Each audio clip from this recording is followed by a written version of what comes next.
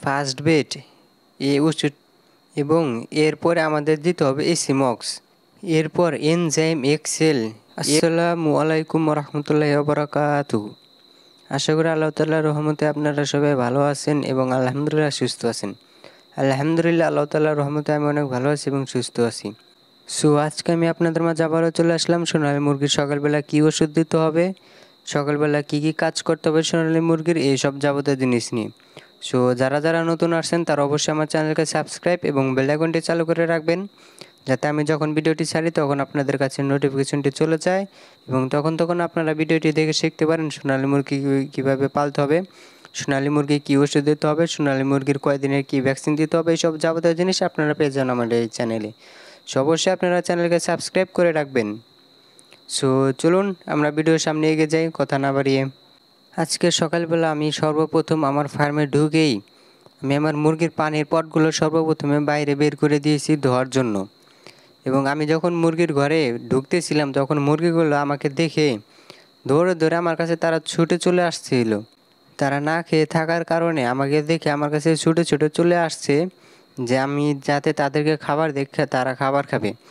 এবং এটা দেখে আমি যা সেরে আগে খাবারগুলো নিয়ে এসে খাবার পটে খাবারগুলো দিয়ে দিচ্ছিলাম এবং মুরগিগুলো কী হালে খাওয়া শুরু করে দিয়েছে। তারা একটার উপরে একটা পাঁচটা করে খাওয়া দাওয়া শুরু করে দিয়েছে। এমন শুরু করছে দেখতে হচ্ছে মাশাআল্লাহ অনেক ভালো লাগে যে একটা মুরগি আর একটা মুরগির উপরে উঠে উঠে তারা খাওয়া দাওয়া করছে। সো আমার খাবারগুলো দেওয়া শেষ হয়ে গেলে এরপরে আমি ফার্স্ট বেড এই ওষুধটা 1 গ্রাম ওষুধ 1 লিটার পানির সাথে মিশিয়ে দিতে হবে। 1 গ্রাম 1 লিটার পানির সাথে, এটা শুধু সকালবেলা দিতে হবে। এবং এরপরে আমাদের দিতে হবে এসিমক্স, এই ওষুধটা 1 গ্রাম 2 লিটার পানির সাথে মিশিয়ে দিতে হবে। এরপর এনজাইম এক্সেল, এই ওষুধটা আমাদের দিতে হবে 1 গ্রাম 1 লিটার পানির সাথে মিশিয়ে দিতে হবে।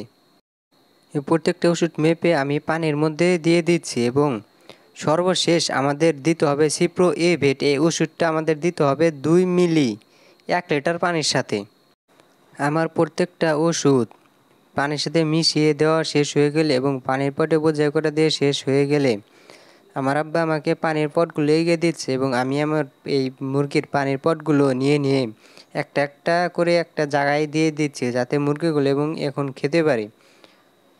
সো এভরিওয়ান, এই ভিডিও এই পর্যন্তই রাখছি, পরবর্তীতে আবার দেখা হবে আপনাদের সাথে ইনশাআল্লাহ।